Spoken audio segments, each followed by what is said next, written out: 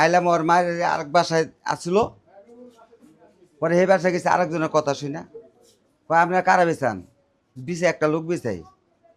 পরে আমি ওর মায় উঠে বলতেছে কয়টা আমার বাচ্চাই এই ঘটনাটা যে কথাটা হয়েছে, এ কথাটা তদন্ত যদি পুলিশ বাইর করে, যা বিচার পুলিশের হবে তাই করব।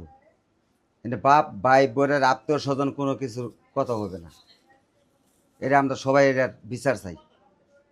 একটা পিচ্ছি ছেলে, ওনারা তো বলছে 7 বছর, তো আমি জানি না 7 বছর হয় কিনা আমি জানি না, ছোট একবারে ছেলেটার পেন দিয়ে রক্ত পড়তেছে। আমি জিজ্ঞালাম কি হয়েছিল, ওই ছেলেটার মানতে পারে না, পুয়ো তুই জানি না এই ঘরে সে এখন করছে এই ছেলেটারে।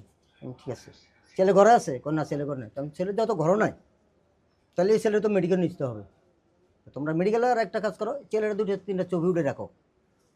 এটা এখন আমরা একটা পরে আসবো আরেক কথা, যাতে আরেক কথাটা না আসে, এই জন্য ছবিটা উঠে রাখো। পরে ছবিটা উঠে সব পরে 3 কিলোমিটার লোকজন আসছে, ওরা চেষ্টা করছে বাড়িঘর প্রতি হামলা করবে। আমি কিছু না, বাড়ি থেকে হামলা করা যাবে না। যদি সে যে অন্যায় করছে তার বিচারক আমরা সবাই চাই না। আমি মনে করছি ও নরপশু ছাড়া এই কামকে ভালো মানুষ করতে পারে না। আর ও চাপর্যয় করবে, সেও নরপশু এই লাগে।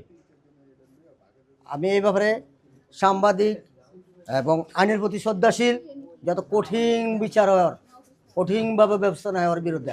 আর যারা এর পক্ষে কথা বলবে তাদেরকেও বিচার করতে হবে। বিচার শালিক স্যার আমি কিছু না, এটা আমার শাশুড়ি আছে, এরা বিচার এরা সব এটা জানে স্যার। আমি তো স্যার ছোটো মানুষ, আমি কিছু বুঝি না, জানিও না স্যার। কোন স্যার ঠিক আছে, আমার শাশুড়ি এটার বিচার জানে স্যার। আসবো আমার মা ওই আইস আয়া কইতাছে যে এই কি করে জিয়ারি তোর পুতে আমার নাতির এই কামটা করলো, এটা কি কামটা ঠিক করলো। আমি কইলাম কি মা ওই আহেন আমি মেডিকেলে লয়ে যাই, যত বাইফু তো আমারই তো দুজন তো আমারই আসন মাই আমি লয়ে যাই, যা খরচপাতি যায় চিকিৎসা করতে সিলাই সিলাই যদি দেওয়ার লাগে তা আমি মাই করে আইনে দি। মাই তুমি আর কেউ কাছে কইও না। হে আমার মা ওই আমার যারা মারে হালায়া মনে করেন তার নাতিরে হ্যাঁ লিয়ে টাইনা গেছে। তখন মনে করেন আমি ঘরে যে আমার ছেলেরে মারছি, আমার স্বামী মনে করেন পিটাইছে মতন ওই মার খায়া যে বাইরেছে, হে কইছে যে আমি কিছু করিনি।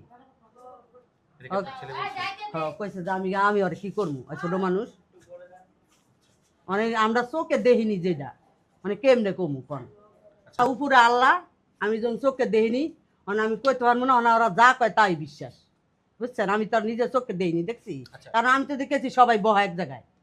আমাদের এলাকা থেকে আমাদের শিশু ফোরামের মাধ্যমে জানতে পারি যে 3 নং ব্লকে একটা শিশু ছদ্মনাম রাজ, সেই শিশুটাকে তার আপন ফতোয়ের মাধ্যমে ধর্ষণ চেষ্টা হয়। এবং ঘটনাচক্রে আমরা যখন তথ্যটা শুনি, এখানে আসার পরে এখানে স্থানীয় লোকজন এবং ওই শিশুর পরিবারের বাড়ির প্রতিবেশীর মাধ্যমে জানতে পারি যে ওনাকে স্টেটমেন্ট দেয় এবং উনি বলেন যে শিশুটার সাথে এই ধরনের মিসইউজ হয়েছে।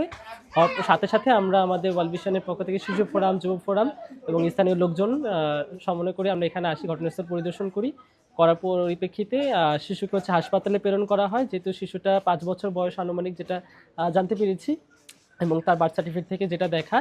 এবং সেই অনুসারে যতটুকু শুনলাম এখান থেকে ঘটনাস্থলের লোকজনের মাধ্যমে যে শিশুটার প্রচুর পরিমাণে ব্লিডিং হয় এবং টঙ্গী মেডিকেলে প্রথমে ট্রান্সফার করা হয়, তখন টঙ্গী মেডিকেল থেকে তাকে ঢাকা মেডিকেলে ট্রান্সফার করা হয়। এখন ঢাকা মেডিকেলে একটু আগে শুনতে পারলাম যে ঢাকা মেডিকেলে এখন ইমার্জেন্সিতে সে অ্যাডমিট আছে। এটার জন্য আমি মূল দায়ী করব যে এই কমিউনিটি যারা মানে নেগেটিভ যে মানুষগুলো আছে তারা এখানে সোশ্যাল নর্মসের একটা বড় ঝামেলা আছে, যে সোশ্যাল নর্মসের কারণে এই ধরনের ক্রাইসিসগুলো দেখা দেয় এবং পরিবারের অসচেতনতা এবং শিশুদের প্রতি বাবা মার অবহেলার কারণে মূলত এই ঘটনাগুলো ঘটে।